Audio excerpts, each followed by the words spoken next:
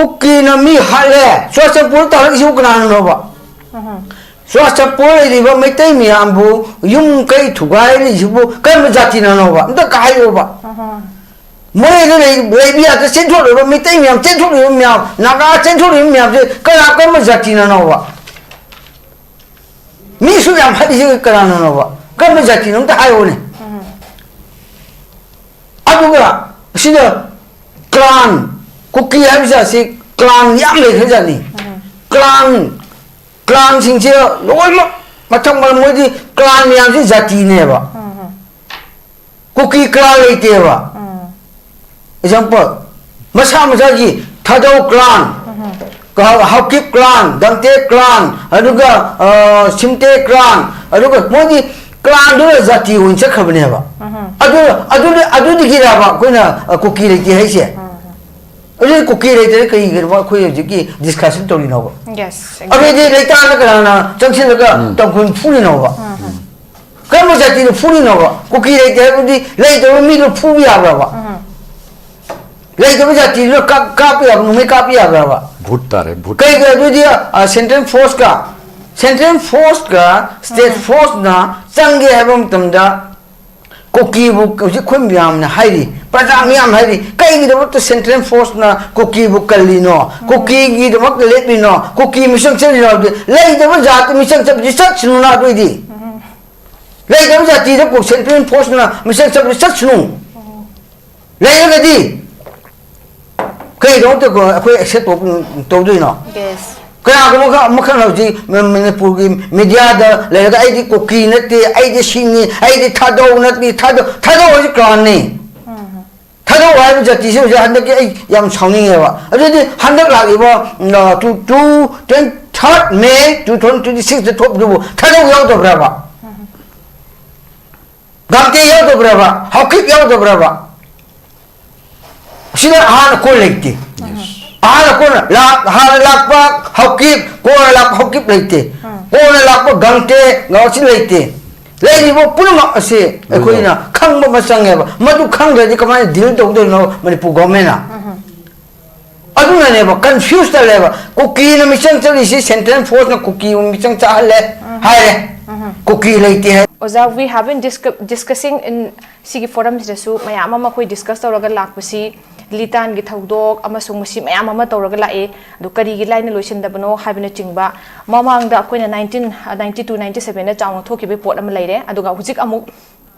tension se mafam da hengal ai hai tare aduga mu Nagaland gi sida su karamba mong da masi relate tawba yai habina chingba gi interpretation mayam ama pinari hai tare aduna masi se beginning of classes another beginning of classes and masi ko ni ubaya bra oza rim ding na kamai thambini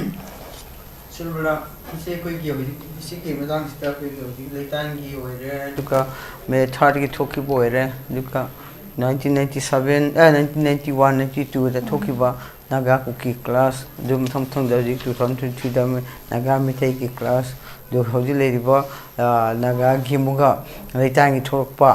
adu masiga ko incident oiba sum charakpa sum Nagaland sum thokpa yes asi problem si sum yengmo matamda ekoi ahambade thamjanimbadi jiki 1981 adu thoki gisu yamna haibdi private issue makhakta gi po kai thoki ba issue mani adu sum chaw thokre ko chaw thoraga adu Naga-Kuki gisu sum chakre aduna madudi haukhre madu mayam sidemuga madu repeat to neragadi amuga problem si kan to ani adu supuda adu hoji hairi ba phong sari ba sidi Manipur da hoji incident thori ba me third ke issue shu yam ro simangam dan leiri masi kai gino bu masi thoki ba se koi ni yemu ya badi matam madugi government gi idi jum government chum tai na jage masi thoi sidi public ki public to public na teva nasi government na administration sorapagi kudam achawa ma leibo ko adugi matam sana tackle to hold up mathau do phajana to tackle to hold bagi chawthokhe bani ji me third da thoki issue Juman lai adu le ni da hojiki aina ngi khar yama thamning badi leitan gi se hojiki phong sari ba leitan gi ga Nagaland se kitam thamjagi mo de reference kal pije gi masi leitan gi thoi si kai ri thoi no masi kana Kuki ga Naga ga marakta aduga Kuki ga Tangkhun ga marakta kyamuk ki issue achau amuk lebagi moi da thoriba class jiki yum mai thanariba asi yona thanarisi kaigi issue dano haibsi ekhoi parja miyam na khangmina am sangheba asi jati anigi kinugi wahog dotgi thokibadi natte bari tansu sum moigi mapang sing koi sa ba thakpa ka hinjinaba adu yunga badigi asum to biba watna rakpa asum digi lanai gi issue makaki thokibane ka masi issue sida lanai gi issue makaki thokpadigi hojiti Tangkhun duga akoi Kuki haile aduga masi Kuki ga Tangkhun hai sikrai de lege bo hai Kangpopi district ne aduga Ukhrun district ne asi ani gi taina bada thoki bane ko masi da khoina yingbi ya basi masi khoina south europe ai naga hai ga bane hai fiori Tangkhun hai bi ade Tangkhun si naga ni chumme ko adu issue asidi Tangkhun ga Kuki gi ne ba the Kuki is whole sunateva. As you lady Yumlunava, Adudigi, Yungabri, Torpa, issue the control to Matamsana, control to hold the Bagi, Adiga, Adudigi, lady Kunani, Lekai, Nigishu, Ma Handigi, Kakadisum, Lady Machia, but you get a bantis loner, Torpagi, issue in a lowsi. I do not. Maduda, who told you about issues that a queen of young jersey, a queen of young boy, Nagaland, the example Mokapiji, Nang to echo, Nang to it, Nang to Pada, Kano, some Kudimaki, district Manung de Leva, Muba Bliss, Heavenly. I did that totally ba Asida Quaki, Angamiga Kuki, Aduga Kuki Kunchakra picture. Namna lebedi angami ne boka angami ajumai na thok pom tamsida ajusu kai mu tho inabo yumlon na ba lamgi private matter de gi ne bisio ma yumlo lamgi matandi horaga phuna ba horokpane ba ajudigi sum horopani adubu mohoina aduda khena ba se manipur ga Nagaland khena ba bo administration da khitan khene ba aduda Matamsana Madugi Samuka Dimagi Deputy Commissioner Amasung SP Haiba area Koriba SP Duga Deputy Commissioner DC Duga Moishina Matamsana Laxile Security Force Plan Tajile Tajile to Moi Lambi thing number Chilo Toe do Moi lacking him among the Kra Yum Kramay Tadopi Kre Go Aduga Gari Dimesto Kre Adumaka Tadosi Hore Asimba Adu Mifu Aduga Tona Mutamsida Matamsana tickle Tore Aduga Saptana low in Makamada Eke Makamada control to Bagi Aduga Madumutung the Su Lambi cutting Wokopara or security force like a Kalaga Hoipo Makatava Tohendeva. Asineva Migi Lam Aduga Migi Dana Aquina Kenabasi Migi state Dana security force control to state force in control to Zeboka. Adogidi Equigidi. I know Migi Nagaland administration Simpson Nakam for Yong Kiro Evado. High Media, I do control to high Bodigi, the Shiga, SP, Sanksilaga, Moigi, control to Kiro. Already Equigi on Kanagi, Manipugi, Simpsons. Government city, highly about 2023, the Toki Bombeter, so Simpson order P. the Bazara, control to Nobagi, or government control to Nobagi, directly P. the SP. da, DC. da. Matamsan Laxilo have said, but I him a man, Fazilo have said, PM the Bazara. Aduga, Adudi is out of his poor lady. Adumatunda Ziki, Letang issue. Letang issue, but DC come, see problem they have them the Ayukta Kartonare, Adu Kangi, Iran they have Haribo police SP singing Matodo, Madumtamdo, Kay, order P. the Bagi Mutumi Lady Bra, look at DC to me lazy Kagino. Government order Nai Bizarra, the government is to hide the Bizarra, concern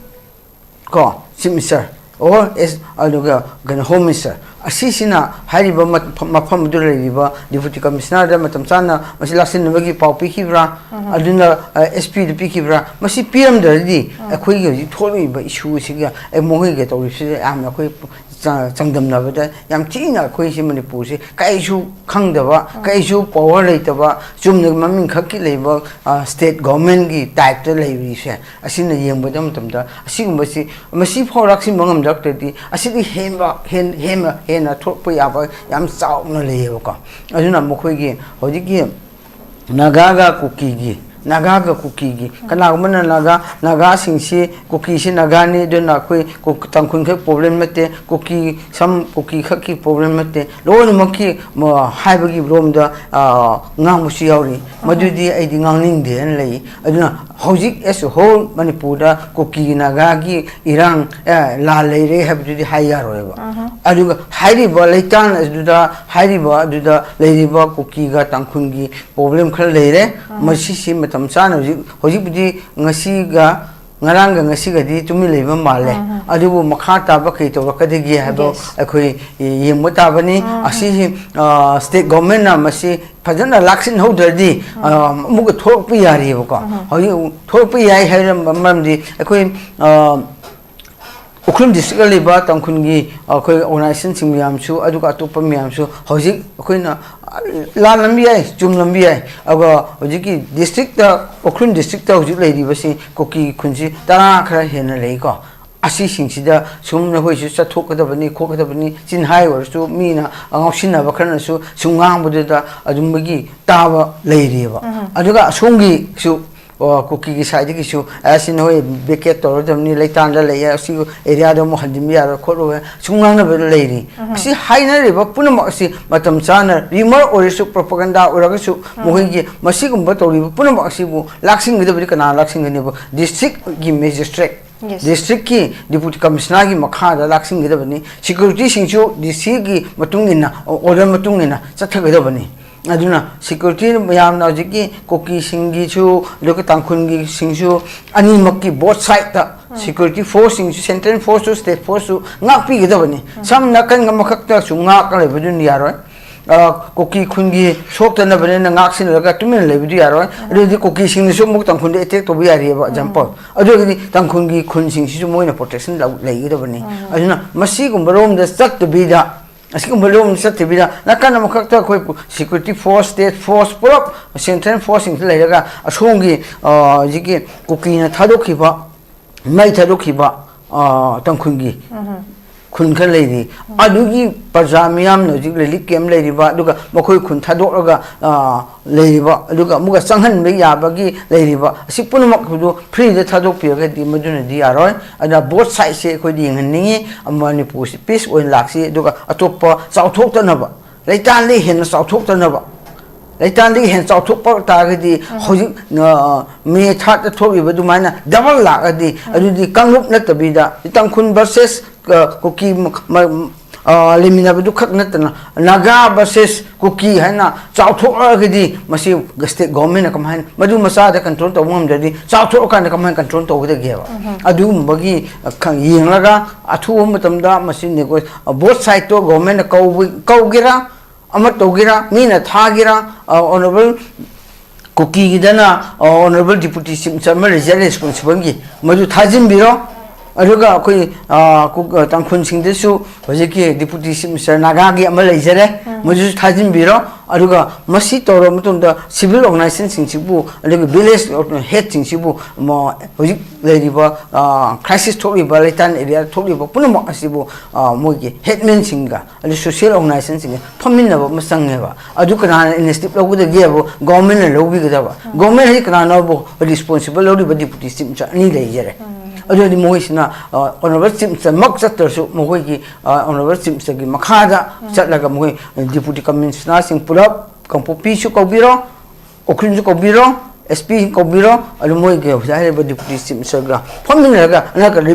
representative Uriba, emulations, Pominaga, Kakata, Asumba to Toraga, Makata, and Tokanova, Hybido, the Kaweva. Adu Mohi, Makuina,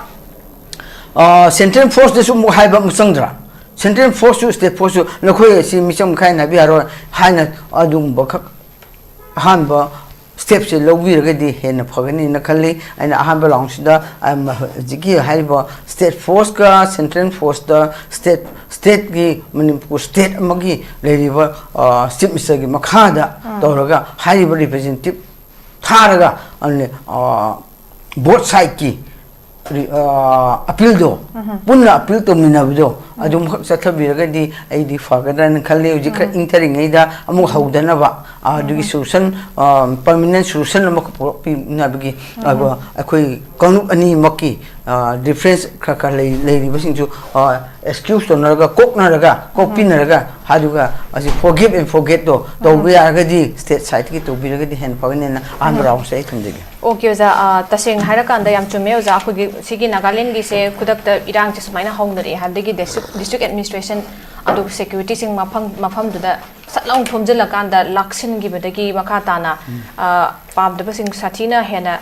thokadabadu dagi laksin magi posima laikre aduna manipur dadi kari gidamak tamasi se government gi site gi failure ni haiba pochima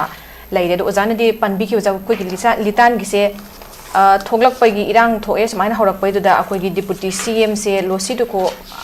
masa makti chatlaga nakanani make koi gi unarakanda wari sanabai wafam lai gipse sida achobu wahang se dum wari sanaraga su kai gi damak ta makha ta na dum lakshin bangam dabno haibige question chim ni swaida dum thokpra ba phum thamjage za akoi gi government ki failure me am failure se mamang jana katang ahan bi da su hin to bira me irang tolak matam da makoi gi laksin ba ngamdaba aduga irang je henna dum makha samthan be podam leire moi ga chokba failure ma aduga huge security labs ama leire sigi posim leire dudna center da akoi gi government na akoi gi kari gi damak ta masi se laksin na ba adagi honarak matam da paikhat ba khongthang sing kida kalai tanom de hoba madum lei kari gi damak ta moina sa lawnga masi laksin drib na ba form leire by giving example in case of Nagaland gi su pi gre sa lawna moi this administration security force rust tor kan laksin gi pot leire duga center na hujik sanari center gi kari agenda amasung center na masida tawri ba pose kari no koi gi kuki sing gi season na bani habi ba form mo za ka purna su thambi ki aduga masidai steida akoi gi lairiba security force me amaba ko Indian army ke ka lairiba mayam sina kaimda tawdana laiba amasung makoi se the way how they operate ngasai gi the Kuki militant hai tare si pochim su laire duna sai de yeng pa ya ba sa akoi gi lengak se matungda recent ki incident litan gi thoe si gi poche laire duna amuksu yamna recent political development amaka khai tare center gi political move amaka akoi ni yeng ba ya ba si northeast ki in charge si AK Mishra ki makhuta akoina Azitlan se sin gi beima wona sin gi form laire aduga Azitlan se naga pistok ta su yawba aduga akoi gi Kuki zo su gi group ki ngasi gi da negotiate tawada role achoba role am logo mi sudum oiba adugi si post laire aduga masi retired IPS aduga Himachal Pradesh ki koi cadre haita 1974 adu su oide tuna mahak nga lakpa sida koi gi mayam sina hangya chobo hangama sidai sida intellectual gi yamna achoba thodang lo leader amane perform su lai aduga counter insurgency matang yamna khang heiba which means that aduna India gi Manipur gi thoi ba hu thodok thok sing sida ma se dum khangaba anoba mo order pot am di oire ba pot am kaglei aduna sigi center gi recent political move si da masi se koina magi appointment je haitare masi se karamaina yengbe ya ba wahang chu me am hang haitare any significant oza karamaina upi kamane relate to be thoi bi su si doza masi koi subla masi da koi le tori puna makse akoina issue ji Kuki hai akoi Manipur government na hoji initiative logdri se any problem thopom initiative logdri se confusion state confusion leader yamba mamdi hoji aina msi haidu se aina kha thamoi de yam pen de bagi haidu ni ko Manipur sida kana kumba khana Manipur da Kuki leite thajab yawe ba badum ba thajab yawa state amana kamaina Kuki bo control to do no lei da bu kamai control to do ni bo lei da jat bu kamana control to do ni bo maside ne ba confusion aina haise Kuki lei da from da Kuki da kamaina Kuki control to do no bo state amana control to rise Kuki leite ne control to do ne ba ai haijar ge ba kai gi Manipur Kuki leite accept over leader yam le ba अरे Kuki है भी किरान होगा मिन ऊदब जा रहा बा मिन ऊदब ट्रैक हो रहा बा अरे ये में सिर्फ कंफ्यूजन चल इसे कहीं गिनो बा अरे कंफ्यूजन चल पा स्टेट में जा रूल तोड़ी बा 리전 미암주 쿠키 레이더도 그만 컨트롤 도우이노 에 하니 하전닝에 봐 레이더도 보면 크레토 시크라노 쿠키는 미 해봐 어느 쿠키 우리 컨트롤 도우네 도우도 봐 레이더는 빠면 보면 크레토 그나보는 거의 프로블em 도우이세 헌 이용어 봐 만ipur 쿠키 레이더 타자리 봐 이까나 그노 봐 맞다마마다 쿠키가 나가 도우도 쿠키가 나가 해라 그리고 쿠키가 한도 쿠키 메테이 도래 쿠키 메테이니 하래 그리고 주 쿠키가 땅쿠는 못 도래 쿠키 땅쿠는 못 도래 하래 쿠키디 레이티 해봐 아니 까이노 봐 까나노 봐 지싱도 이거 세퍼레이트 에미션 이지 까나노 봐 깐도 자노 봐 쿠키네 티 하고 못 봐 까이노 타저리노 봐 아주 manipur 이거 빠자 프로시보 쿠키를 깨서 타자거디 그게 뭐도 그냥 도리 그게 뭐도 쿠키부 사우리 레이더도 사우리 저 뻥부 다죠 에이 하이시 레이더 자티부 그 사우리 그게 나와 레이더 자티가 푸네지 그게 나와 레이더 자티시가 뭐가 야내지 그게 나와 레이디 하거디 좀 레이저 봐 레이디 하거디 맞네 어너 레이더가 쿠키가 똥이 하나 쿠키에 팅해 쿠키 레이더지 그 이런 것도 거의 팅까야 되노 봐. 양 confused 봐. public 수동아이 리더십 수동아이 양 아시디 야돼 봐. 아주나 미도 쿠키는 미 할래 소스 볼 따라 이거 그나는 봐. 소스 볼이 봐 메테이 미암부 용 kai thugai ni bu kai ma jati na no ba nda kai yo ba moi le bi ya chen thot lo mi tai miam chen thot lo miam naga chen thot lo miam je ka la ka ma jati na no ba mi su yang phadi je ka na no ba ka ma jati no ta ayo ne abu ga si da clan cookie ha bi sa si clan yam le kha ni clan sing che loi ma matang mal moi di clan miam si jati ne ba cookie clan le te ba example masa gi thadau clan hakip clan dangte clan aduga simte clan aduga moi di clan do jati hun che khabne ba adu di gi ra ba koina cookie le te hai se अरे cookie रहते कहीं घर में कोई जगह discussion तो नहीं होगा yes अबे ये रहता है ना कराना जंक्शन लगा तो कोई फूली ना होगा कब जाती है फूली ना होगा कुकी रहते हैं बुद्धि लेते हैं मिलो फूली आ रहा है लेते हैं जाती है कापी आ नुमे कापी आ रहा है भूतता रे भूत कहीं का जो दिया सेंट्रल फोर्स का स्टेट फोर्स ना संगे है बम तमदा कुकी बुक उसे खुम याम ना हाईरी प्रजाम याम हाईरी कई की दबत सेंट्रल फोर्स ना कुकी बुक कर ली नो कुकी की दबत लेट ली नो कुकी मिशन चल ली नो ले दबत जात मिशन सब रिसर्च सुनो ना कोई दी ले दबत जाती है को सेंट्रल फोर्स ना मिशन सब रिसर्च सुनो ले ये दी कई दबत को कोई एक्सेप्ट तो दो no yes kaya ko makhan ho ji manipur gi media da le ga ai di kuki nati ai di singi ai di thado nati thado ji kran ni thado wa bi jati se ja handak ai yam chawning e ba adi di handak la gi ba to 23rd May 2026 the top du thado yaw do bra ba gamte yaw do bra ba hakip yaw do bra ba sila han ko lekti आला कौन लाख पा हकीब कौन लाख हकीब लेते कौन लाख पा गंटे गाँची लेते लेकिन वो पुनः ऐसे कोई ना खंग में मचंगे बा मधु खंग है जिसका माने दिल तो उधर ना मणिपुर गवर्नमेंट ना अदुना ने बा कंफ्यूज था ले बा कुकी ना मिशन चली सी सेंट्रल फोर्स ना कुकी मिशन चाह ले हाय रे कुकी लेते है रे एक्सेप्ट ऑलरेडी कोई लांग और इसे तुम्हें ले बा कुकी उसी से वो ना बा कुकी लेते बा मणिपुर दा अरे हाई रो नो नो से न गंते से रो हां हकिप से रो कुकी है वाई से नो सिन नो अरे गदी आइना हाई सी आइना साव नते बा आई खोई मसेन दा स्टेट गवर्नमेंट ना होजी पाइखत अक्ट्री से चुमे बा करा नो कुकी फा दु सिबो कुकी लेते बा कम बबी वो एक्शन लोग दु से ro Kuki bu Phao hoi lei do jati bu kamai Phao cha tu no ba lei do jati bu kamai control to do no ba aduna masi orgadi aikoi na tawribo punamak ase aikoi ngang punamak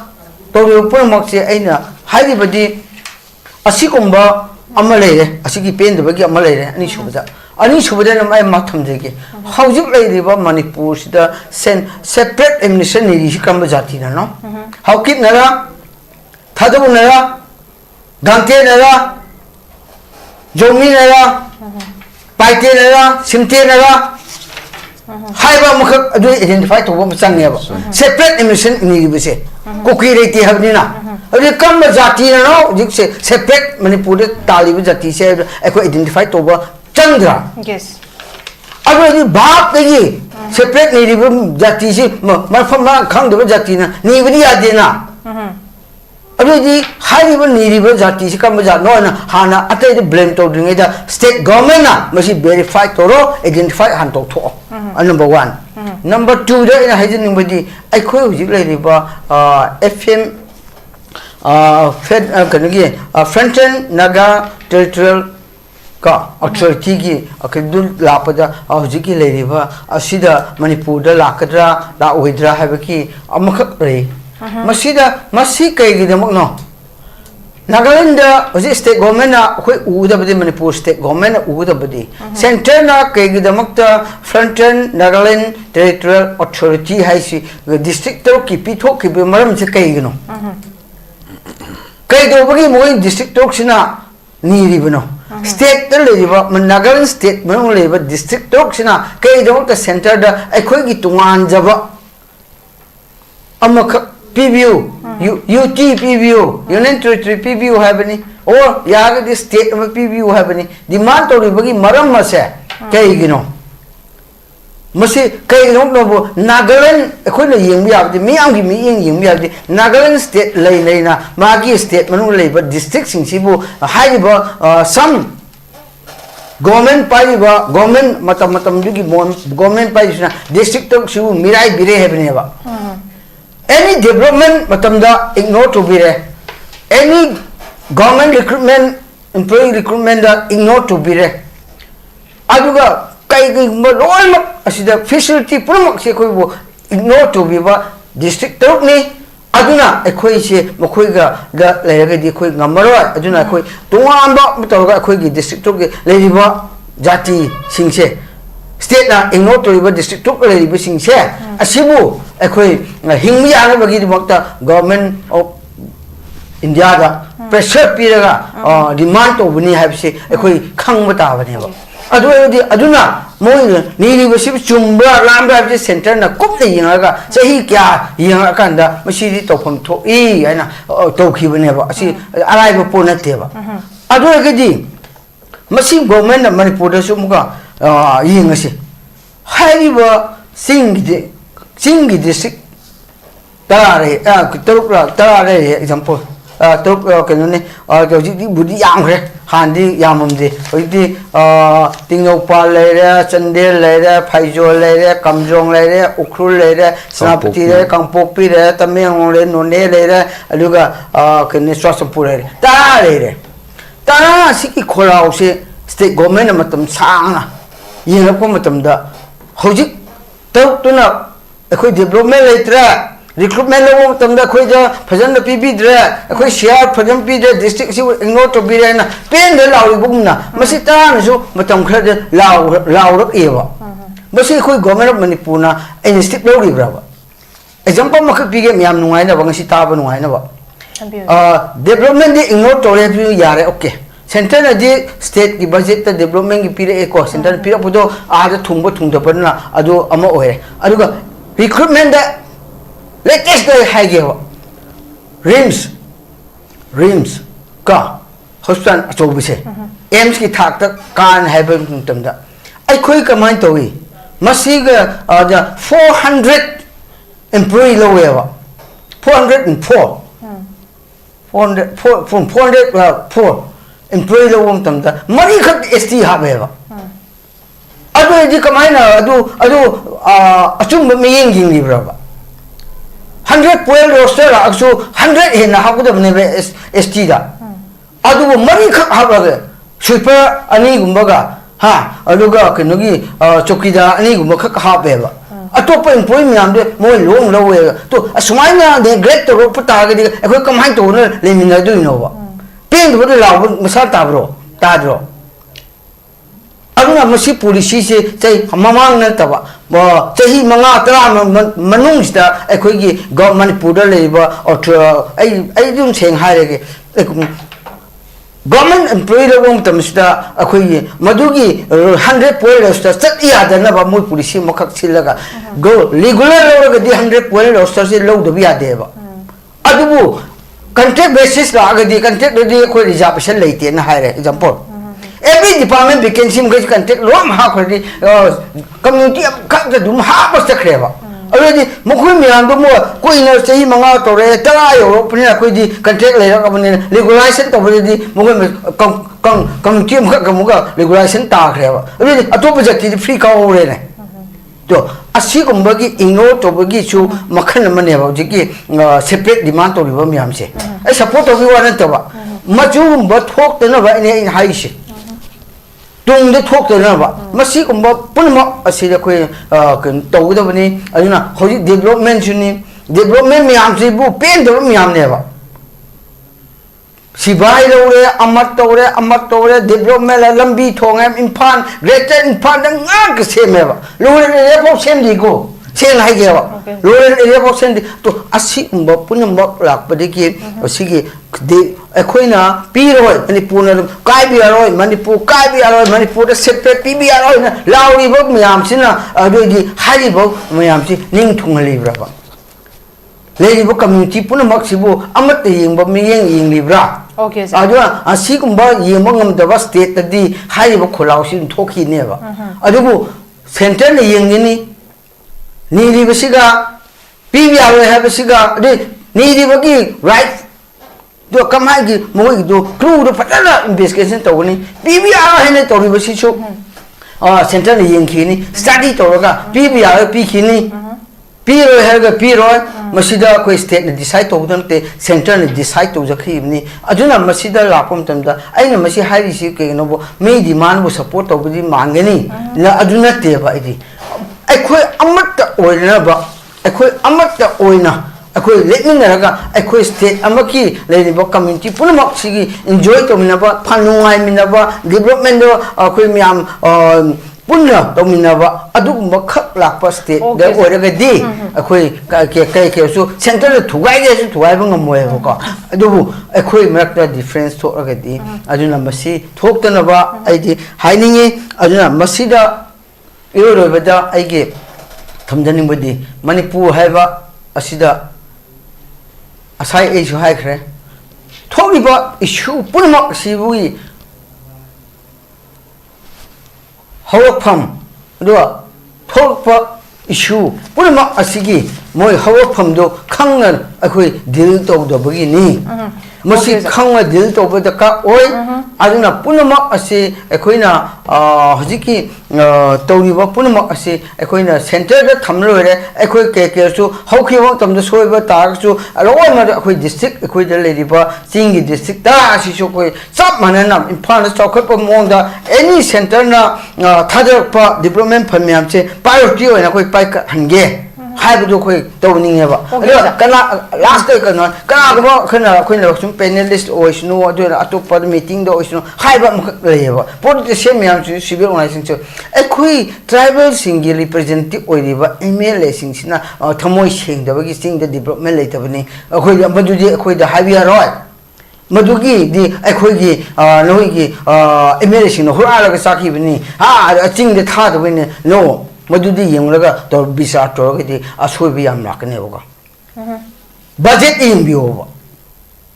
thing the kya thada state of thada river developments the thing the kya thada ge bo yeng bi over adu khat yeng ga ngang ne si the department department people housing scheme masa people duna development lakada punati ko aduna first so akoi manipur se India government gi through gi hoji hairi manipur territorial integrity thuai roi hai commitment amakak leiri home minister osu aduga abo kanasu adu thajar gadi thajar na koi let min na masang ya aro okay sir thank you so much akoi the home minister so manipur gi integrity che kai haloi territorial integrity kai haloi haire adubu very unfortunately on the other hand akoi gi kuki khulai pai ba singa toning ba taw mawong da akoi gi security ma'am ama khura khang ga lai su free da thara ga lai ba yamna pen da thawong ko chathai lai cha bo hangam de dum hangi for example akoi gi ningsing bear huji huji thoi ba litan ge incident mayam gi pen da ba khulaw aduga akoi huji oja bai bon yam phajana thambi ki ba kana na horak puno irang se be wa form se irang horei ba mi do khangdok ta di ma du control tau ta ne du kemta control tau free da tha tham ta ra ga di kuki se laite haina control tau dram ne du ta ra ga di leader sing de confuse la bra ha ne du irang se kana horei no irang horok ko mi da pha dra banda ma khoi se laitre ha mi laite ta laite ba mi ne irang se horok prai ba form se ni aduna swai gi matang ki da khoi gi laidi ba sing si clan sing si government na phajana khang ba gi ma thau ma tai aduga hujik su laidi ba se territorial gi sensitivity aduga hujik laidi ba khoi gi indigenous ki hai tare khoi gi yel homi mayam gi sigi pot ama khoi gi puwari mayam ama sagon ra jahi kya de ki leira ba ama sung mitop sangak pagi se thoklei bi irang mayam illegal immigrant gi hujik yaw de ba irang gi issues mayam na chaupa impending issues ama oi de mani masi ignore to ba yaroi da ba aduna swai kanglup group gi oi ba wakhalon hai tare kanglup gi oi ba politics tong na ga leibe mami am kham chang tar ko se ja khoi gi territorial ki sensitivity leiba adagi land gi oi ba khoi gi claim hai tare sumaina mayam ama lakna ba sida maitai ga kuki ga naga ga adagi de amaga amana mu ngasi na mu hayeng na kana gi ha pot am khak suma mayam ama khak lakpagi yamna tangdu leita da pot am khak lak pa jana video mang na pan bi ki koi gi regarding budget allocation gi matang da suma pena da leibe da gi su maybe one of the reason have from the tham ki but koi tongan ba sahi sing da dum yeng matam da su akoi gi land gi adagi geography gi infrastructure gi mai gi da ka leiba needs sing gi what hill in valleys da yeng matam da adum pi gi matam da there are ngasai gi terms and years ai tare se akoina pan ba yab da 2021 da akoi gi hill gi ga valley ga akoi gi budget allocation se hill da 45.75% laiki duga valley da 42.8 something sumani laibe pot laiki aduga sigi aka akung gi positive mai gi geography gi aduga need ki infrastructure gi gap to gi dum laiba su lai aduga regarding GDS gramin dak seba ki matang su pi di pa koi gi amagi kanu sing hai tare OBC da lady general da adagi di AC da lady ba magi in terms of quota high gedra koi sing wa form si so dum lai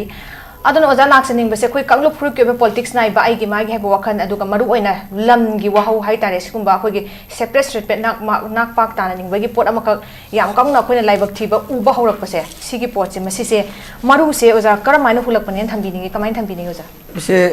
akoi na sum yem ba so sobra manipur hai ba se apun ba state amkhak ni ko manipur hai ba si ani thokti manipur hai ba si state amkhak tani masi state ta kana lei kamba tribe sing lei tribe kya na pulaga leiba